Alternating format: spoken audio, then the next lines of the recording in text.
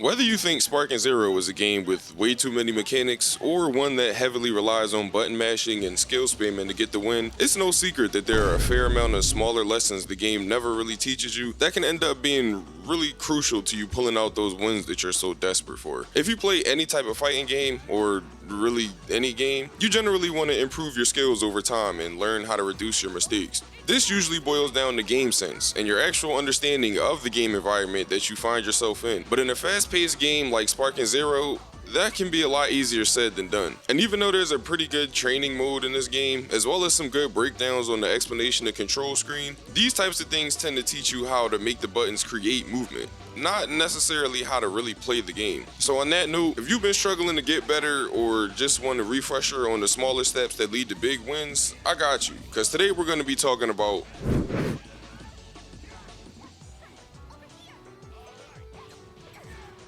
So I mentioned earlier that this is a very fast-paced game, and you may be inspired to try to recreate some of the high-speed battles that you would expect from a DBZ fight, but this is probably one of the things that's hurting you more than it's helping you. The fun and entertainment might be in flashing around vanishing and trying to get in position to get a good attack in, but in reality, you might be doing too much for you to be able to accurately register what's coming out successfully and what attacks are hitting. Now this is something that I personally have a problem with when it comes to connecting supers that require an additional directional input after a knockback. Basically anything that's not just LT and Y, or however those buttons work, whatever system you play on. Now there's a certain combination that you have to press the buttons in, and if you do it wrong, you'll just end up flying backwards or forwards while you're shooting key blasts looking stupid, until you end up resetting and successfully pulling the move off, at which point your opponent is probably just sitting there blocking. Slowing yourself down during your gameplay gives you a better opportunity to properly learn and adapt to what your opponent is doing. It helps you learn how to counter what they may be doing. Is your opponent a perception spammer? You'll never be able to beat it until you slow down and realize when it's important to use things like key blasts, grabs, and close range vanish attacks to break their perception. Are they an after image strike into skill spammer? Well, one of the best ways to counter that is to let them come to you and focus on countering the inevitable strike via sidestep, a backstep, perception, etc, etc. This type of game may seem like one where mashing buttons and flicking your fingers around your controller at Wily West speed will lead to victory, but that's just gonna get you put in a box quicker than moldy cheese at the Lunchley factory. playing slower helps you avoid situations that can quickly turn fatal, or situations that keep you from turning the tide. Stuff like being unable to extend combos because you didn't notice your keyboard was low.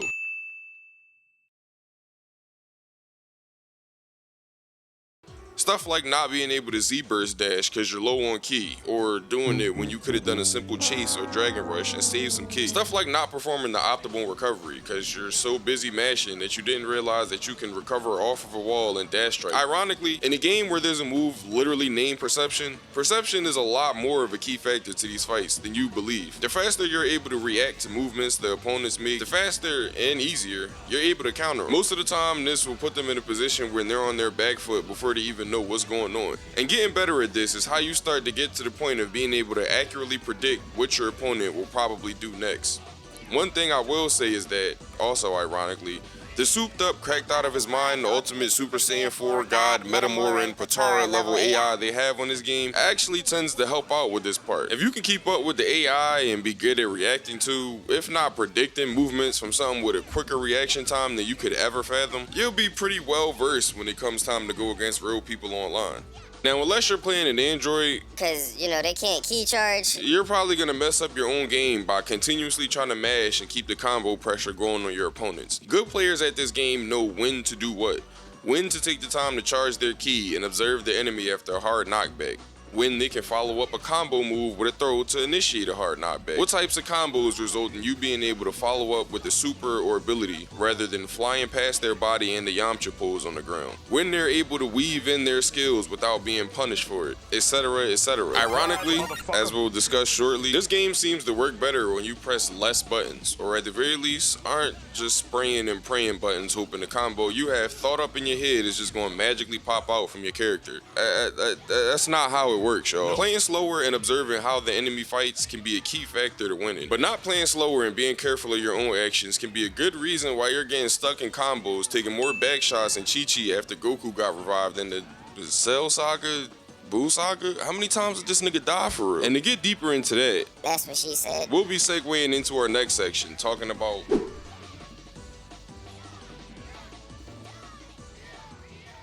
So you may have realized by now that your button presses on this game don't always register as accurately as you may think. You press the button, the game receives the input, your character performs the input, but by this time, you've probably already pressed the button another few times. This can obviously be a hurdle for accurately getting your combos to come out how you want them, but I think I may have figured out a solution for how to practice making sure you get the combos you want. And it's actually pretty simple. So as you'll see here, pressing the button once and a heavy attack afterwards doesn't always land the rush combo you want, depending on the timing of when you press the buttons.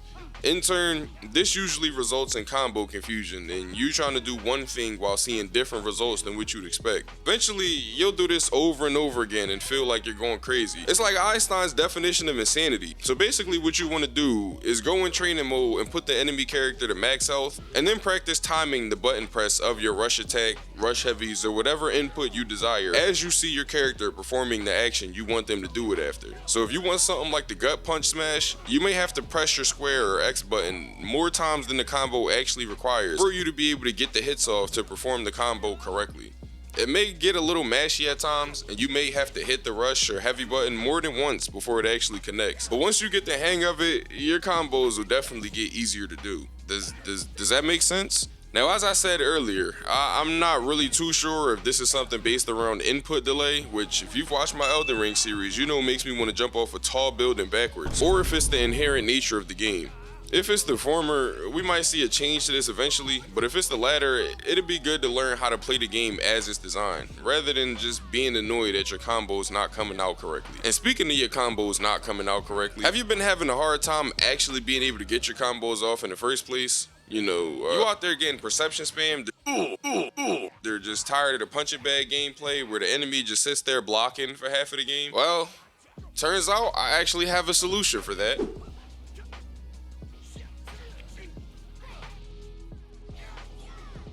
Contrary to what may be popular belief on this game, key blasts are friend, not food. Even though we're going to be talking about bar management later and how to make sure this doesn't burn you in the end, you should always remember that weaving key blast somewhere either in the beginning, middle, or end of your combos is a lot more important than this game will make you believe. Let's take a look at some of the smaller things that key blast can do that you might have overlooked in this game. Key Blast can stagger opponents and keep them from being able to guard against you continuing an attack. Key Blast can be a good counter to constantly vanishing enemies. Key Blast can interrupt your opponent from charging and sitting there playing with their perception. Key Blast can be comboed with Z burst dashes to make defending themselves more difficult for your opponent. Deflecting your opponent's Key Blast charges your skill gauge faster and can deal damage to them. Certain characters can actually paralyze you with a large Key Blast. Key Blast can be the one thing keeping your opponent from having a chance to start instant sparking you into a Dragon Dash, into an ultimate, into your death, into you breaking your controller. You know how that goes. Do you get the picture yet? Key Blast usage tends to be underrated, but I mean, if you're one of those types of players who uses skills more than you use Key Blasts, you might want to start rethinking that, my brother or sister. You know, shout out to all the shorties out here on DBZ. I mean, for one, Key Blasts are going to be the easiest and most usable method of countering people who sit there playing with their holding perception. But one thing I've also noticed with Key Blasts is the way they interfere with perception in another manner: visual and focus interruption. And this is one of the types of things with these games where they're not really going to tell you the psychological effects of these abilities and techniques and things like that, but with experience and just generally knowing how people are, you can figure this out really easily. So the two main functions that get overlooked when it comes to using Key Blasts, at least in my opinion, are number one, their ability to distort and interrupt your opponent's vision of your character and what you're doing. And number two, their ability to confuse and interrupt your opponent's focus on you and the battle in general. As for the first, just weaving Key Blasts in from a distance is a good way to interrupt your opponent seeing you, especially if you're moving around and stepping in mid and close range while you do it. And that kind of segues right into the second part as well. In addition to distracting your opponent's vision, by weaving Key Blasts in between your moves, you're interrupting your opponent's ability to respond to them properly. To guard against Key Blasts, you have to block. So if you're blocking Key Blasts as an enemy flies up and throws you, you'll most likely be too distracted from the graphic effects of the blasts and stuff like that, as well as be too focused on blocking to be able to switch the perception and try to tech the throw. To guard against Key Blasts, you have to block. So if an enemy locks you into blocking and walks up the heavy smash, That's going to take ki off you when they get a guard break off if you're still guarding. To guard against ki blast, you have to hold block or keep pressing block to deflect, which means the opponent is focusing on defensive buttons. And those with less hand-eye coordination are less likely to switch from pressing defensive buttons to offensive buttons in time. You also want to consider general gameplay mindset with things like this, which is something else that can boil down to game sense. With games like this, you can take advantage of how people generally think when they play them and use this to your advantage. One way to think of it is this: instead of playing this game and trying to separate your mind into modes of being full-on offense and full-on defense, learning how to switch fluidly between the two leads to more effectively being active and reactive in these types of games. Some people, however, are more like turning a light switch on and off when it comes to offense and defense. If they do this and they aren't really good at it, them being stuck in defense means they're less likely to be able to respond to the stimuli of you closing in and attacking, besides guarding and maybe Z countering if they can pull one of those off. If they're not that good at managing offense and defense though, stuff like using ki blast is an effective way to catch an enemy off guard when they think there's an opportunity to attack and start mashing, only for them to just eat hot energy balls straight to the face. In addition to using ki blast, be sure to mix them up as well. Small ki blasts and large ki blasts both help to keep your opponent from deflecting and building up skill gauge off you, and you can contribute small bursts of damage to help supplement your combos. You can also chain large ki blasts if you can time them correctly, and properly utilizing the two can be an important part of both your offensive and defensive game that leads you to more wins. On that note though, there's a third important part of your game that tends to get overlooked when it comes to improving at fighting games, and I'm positive you haven't been thinking about your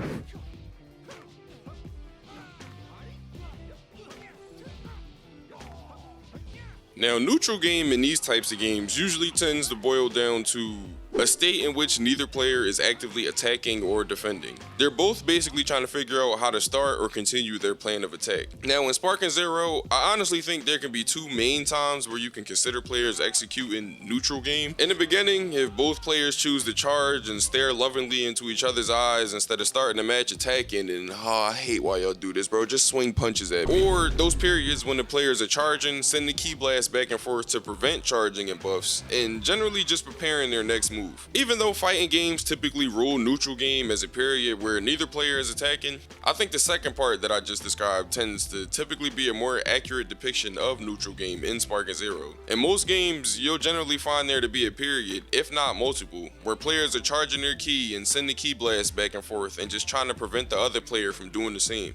In fact, I'd argue if you aren't finding periods to do this in your games, you're probably missing out on moments where you could have taken an advantage, simply because you didn't have the ki to execute. Having good neutral game is one of those things that helps you avoid getting Dragon Dash back to the lobby from an enemy whose hot breath you didn't even get the chance to feel breathing down your neck.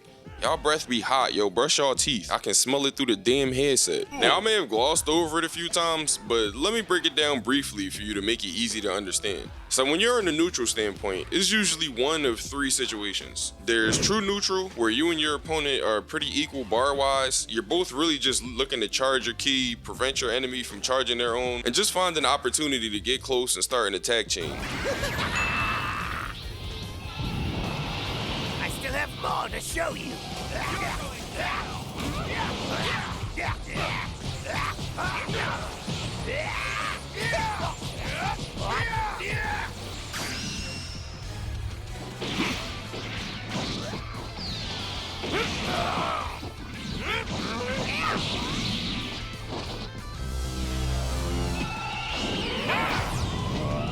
Really, nigga? An advantage neutral, where you're leading in things like health, ki, and potentially characters left, you have a bit more leeway with what you're able to do. You can play around with the enemy, not like that, and taunt them with constant ki blasts, or wait for them to make a move. You can charge and watch them to see what their next move is and see if they'll get frantic enough to burn through their ki, stopping you from doing it. And generally, this is the most fun place to be in the game, as it gives you more control over the situation than panicking, fighting an uphill battle. Now, in disadvantage neutral, you're both in neutral, but you need to recover while preventing the enemy from getting more advantages over you. Disadvantage neutral to me is kind of different from its counterpart, as you can have the health and or key advantage and still have the overall general disadvantage. And that's pretty much just based off the nature of this game and how it's scaled and some of the characters being overpowered, and yeah, we all know how that works. This is typically where you find yourself frantically shooting key blasts trying to prevent the enemy from sparking. You may burn the rest of your key dragon dashing into key blast or a sidestep, things like that. And neutral is where you need to be thinking more to prevent these types of mistakes. One of the things I've noticed on Sparking Zero, whether watching other people's gameplay or through my own, is that having good neutral game is one of the most overlooked factors in winning your matches. Whether it's a situation where you're in what I'd call hard neutral, which is pretty much what we just discussed, or what I call soft neutral, which are things that are more so, I guess, neutral adjacent, you need to be taking the opportunity to make sure you're equipped for the next leg of the fight. Even in a situation where you do a hard knockback and the enemy has to take a while to recover, this is what I describe as soft neutral. And at the very least, you need to be charging your key and getting in position mentally to either charge the enemy or bait them into charging you. One of the easiest ways to get non-failable combos is to wait for your opponent to approach or step in, hit them with key blasts, and then step in for your own combo. 9.9 out of 10 times as they approach, they're hitting buttons trying to begin their combo. So the stagger you get from a few key blasts successfully connecting is pretty much a great way to start a combo off with some okay damage. And since we're back to talking about connecting key blasts, let's make sure that you actually have the key required to be able to send them. So next we're going to talk about now, bar management honestly won't be as long of a section as the others because for the most part, it's pretty practical. Unlike Xenoverse, there's no stamina mechanic on this game. Your steps, your dashes, your Z-burst rushes, all of those are movements that will take from your key gauge when you use them. This is one of the things that kind of play into neutral game. If you have the advantage or if it's even, most players' likely method of approach is dragon dashing in and spinning up a combo. But one thing you may not realize while you're doing this, by the time you finish that combo and include the vanish extensions, you may have burned through more key than you had before you even started the combo. I mean, that's kind of an exaggeration, but if you might not get the key back from performing the combo that you had before you get, y'all know what I mean, yo. If you have a character with skills that only take 2 key bars, this might not be the most detrimental. But if you're running a character with double 4-bar skills, there's a good chance you'll rarely get the opportunity to even get those skills off when you're burning through all your key via simple movements. Bar management is important to keep yourself from being stuck in bad situations where you're put on your back foot, because you have to find an open opportunity to charge your key in order to just be able to match the enemy's movements. Bar management is where the importance of finding times to charge your key comes, as sometimes even that 1 bar key can be the difference maker in a vanish war or a clash. This is something that you can get more well acquainted with in training mode. But learning what true knockdowns are and when they give you the opportunity to reset is an important part of properly managing your bars. Those times when you send your opponent flying away and you Z-burst dash to them, only for them to be stuck in a falling animation and you can't hit them, you need to be better at learning when those times are about to happen and use them to charge your key, use a skill, recover some health, etc, etc. Now, this also applies to management of your skill bar, which, I mean, if you're a wild sense spammer, you already know the importance of this, but your skill bar is basically another tool in this game that can be the difference between a win and a loss, especially if you run into a sparking mode key blast spamming Broly, or Beerus, or MUI Goku, or... Now sometimes you may find yourself in a situation where your super counters aren't so super, your vanishes are non-existent, and your back is getting blown in worse than the night Trunks was conceived. Now these are the situations where revenge counters, if they work for you anyway, because they damn sure don't work for me, are pretty much the only way you're gonna avoid having the enemy put a mink mink mink code on your back. They might give you the opportunity to vanish, but smarter players know how to sequence their combos to make you a lot less likely to even be able to pull that off. And on that note, speaking of combos, so for combos, we're going to be pretty practical and direct as well, because this is one of those kinds of things that I can show you better than I can tell you. So with combos, you can always go for the straight button mash auto combo, which is kind of ass. Now don't get me wrong, the standard combo without the extra vanish extensions does roughly 4.5 to 7.5k damage, depending on the character you use. And if you add some key blasts in there, you know, what I've talked about a couple times in this video, before or after the combo, you can boost that damage just a little bit more. One thing I think that has been made abundantly clear on this game is that combo extensions seem to be more utility based than actually contributing more damage to your combos. What I mean by that is longer combos with more extensions and rush chains will inevitably start to do less damage the longer you can extend the combo and add in additional rush chains. Let me show you an example.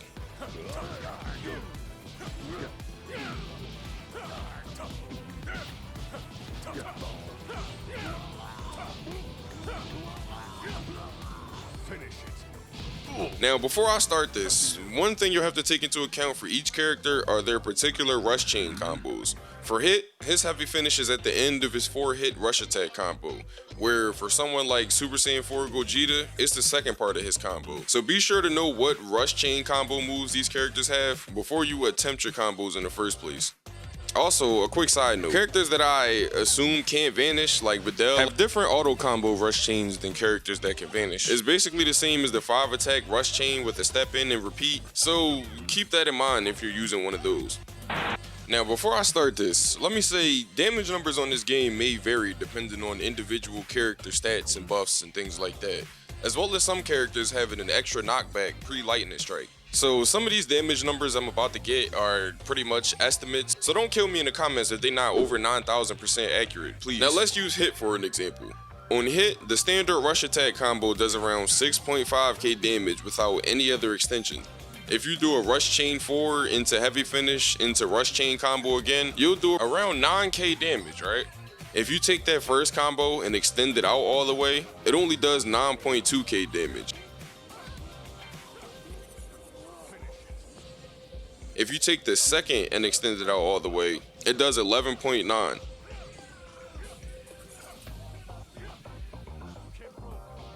Now let me show you something real quick.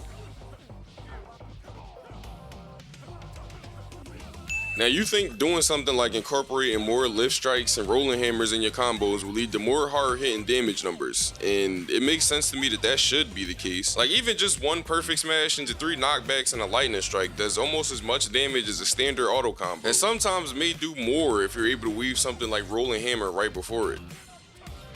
Now, whether you agree or disagree with diminishing returns on combos in Sparking Zero, the fact that it's in the game and you have to deal with it is something that we really can't overlook. So as far as your combos, what I will say is there are a lot of times during your matches where the standard auto combo may get you the best, most optimized damage, I guess, but that'll also lead to your opponent being able to easily catch on to what you're doing and be able to counter it. The point of the rush chains, at least in my opinion, is for that utility that we were talking about earlier. Some of them are good for paralyzing the opponent and or turning them around, helping to get them in a position where it's easier to use your super moves and skills. Some of them are better for getting more damage with less hits and attacks, like the Key Blast Cannon attack or one of the endings to Heavy Finish, or even the Perfect Smash knockback and the Lightning attack setup I just mentioned. Some of them seem to be better for extending and catching your opponent off guard, like Lift Strike, and stuff like the utility of Grand Slash makes it easier for you to throw enemies or hit them with a knockback smash attack without it being interrupted. Are you starting to see what I mean? Honestly, the depth of this game is kinda insane, and even though I don't agree with all the ways they decided to kind of force this depth, for lack of a better term, the ways you're able to use the tools they put in the game definitely make for some interesting implementation. Oh yeah, and don't forget to weave Key Blast in the middle of these rush chain extenders and paralyzers too. That extra damage and stagger helps, especially against people who love to sit there flicking their perception. Now, before we end off the combo section, since we were talking about diminishing returns, I want to bring something else to your attention that plays into that factor. Comboing into your super skills. Now, just take a look at this for a second.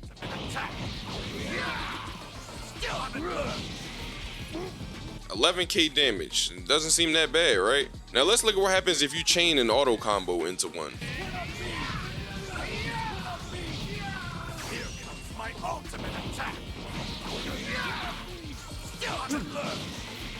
So about 20k damage, not bad either, right? Now take a look at this.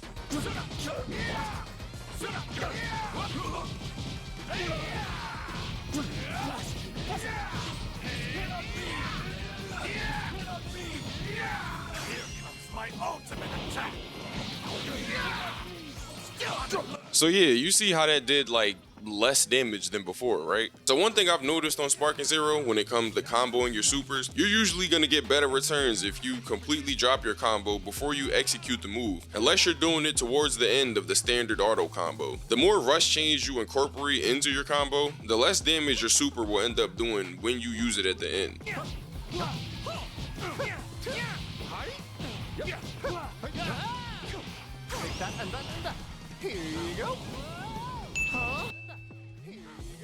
So my advice, make sure you're completely out of your combo chain before using any skill attacks if you've used any rush chain attacks in your current combo. And this is something that's going to take practice and purposeful attention in order to get better at, but then again, most things in this game are the same way, right? Now, I will admit, timing using your super attacks after your combo is completely dropped can be somewhat tricky. As for my testing, it seems like it only counts as dropped either as or slightly before the hit combo counter disappears from the left side of the screen. So if you want to get good at that part, you're definitely going to have to put the work in as well to make sure you're not waiting for your opponent to get up and start punching you in the face just to use a skill.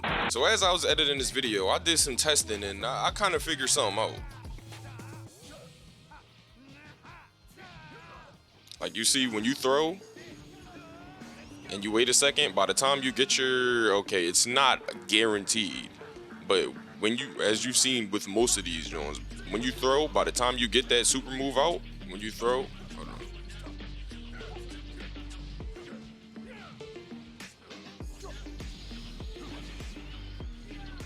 See, a throw is a good way, as if you do it from a throw combo, you get most of, if not all, your damage. So yeah, if you want the most damage from your super combos, a good idea in this game might be to make sure your combos end in a type of throw before you do your super move. And even if it's a ground throw, like watch this.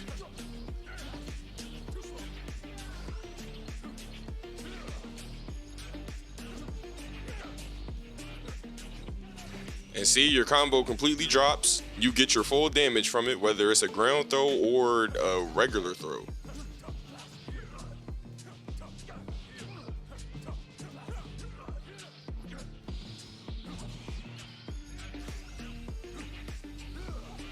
Now it's a lot harder to drop the combo with that. Yeah, so as you see with some of these, throws might be one of the easiest ways to effectively drop your combo and get super attack damage that you're trying to get.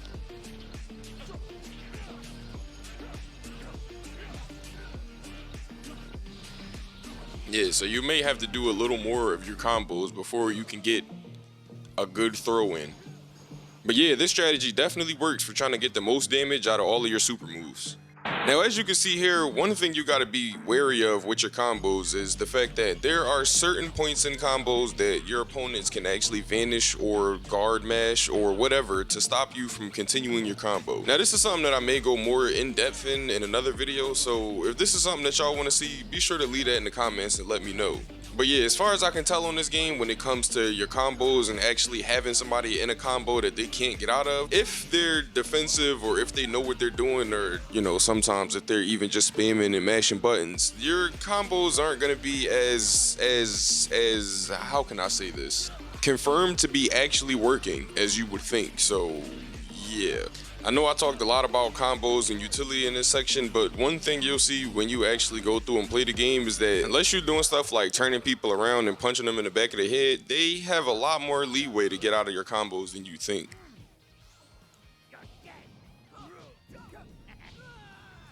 And once you become an ace at offense and beating your opponent down, the people that are better than you at this next section will probably end up being the bane of your existence when you finally come across them online or play story mode.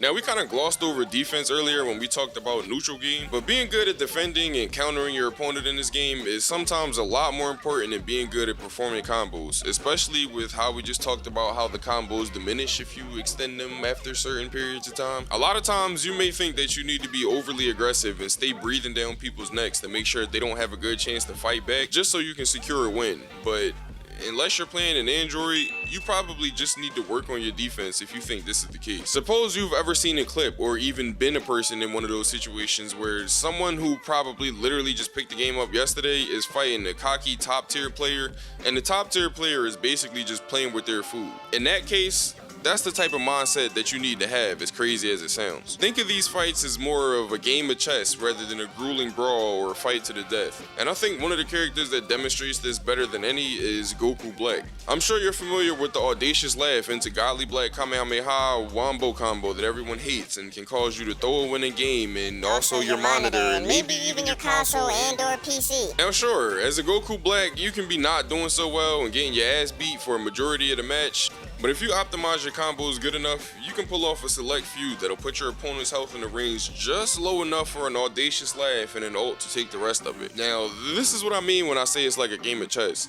As long as you're able to focus on optimal combos and good positioning, plus having a strong defense, even a game where you've lost many of your pieces, which in this case amounts to health and or characters in DP battles maybe, can still end in your favor with a strategic checkmate. I mean, not to toot my own horn here, but you know, I kind of did upload a video recently where I dropped my thumbstick in the middle of the match and I still was able to come back and beat 2 characters with Android 16. So yeah, don't ever give up. I feel like a lot of people think defense in this game boils down to holding a perception and being able to Z counter, but there's a lot of defensive mechanics or tech, whichever you want to call them, that aren't as easy as just pressing one button. Stuff like defending against Dragon Dashes via sidestepping at the right time, stepping back and shooting key blasts, or even something like an explosive wave or Bardock's explosive spark. I don't remember the name of it right now and I'm not about to turn the game on to look it up while I'm recording.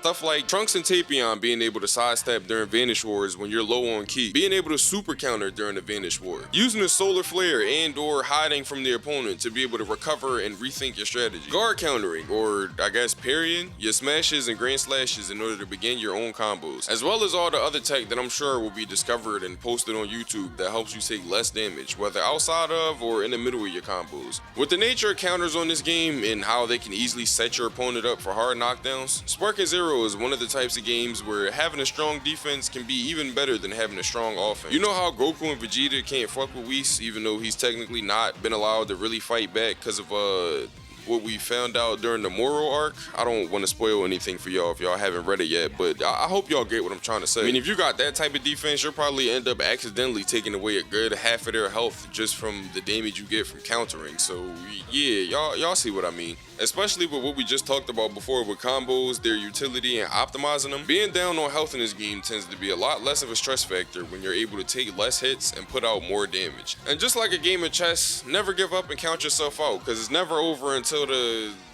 fat lady is surrounded on the board and can't make any moves.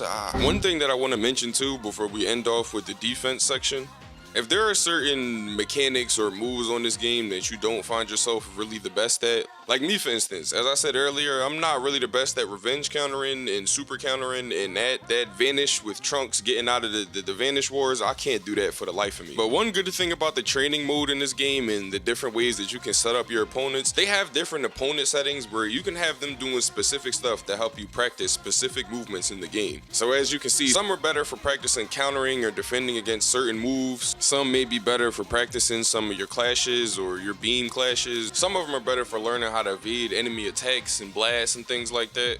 And overall, which is kinda ironic and funny since this is Dragon Ball Z, you definitely have the opportunity to get training in that'll help you do very specific things to improve your game in very specific areas.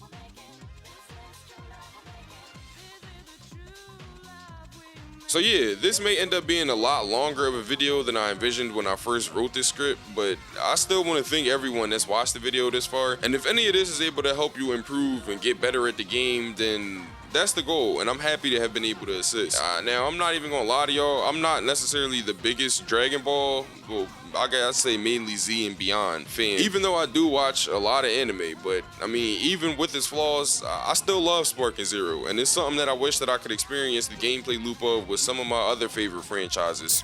What are we doing? And at the end of the day, one thing I will say about this video is that I guess everything that isn't an objective fact that you can see in the game through practice is all opinion formed through my own experiences with the game. On some of this, there's a chance that somebody out there may be more informed or may be able to correct me on some of this stuff. The game is still early and we're all still learning. And to that I say, if you got that type of knowledge and you can do something like that, please do. If either of those is the case, do us all a favor and drop it in the comments, and let's all do what we can do to improve the skill level in this game across the board. So we start running into after image strike into skill spammers, bro. If you do that, please just go play Hello Kitty Island Adventure or Concord or something. Play anything else, bro. I can't stand it.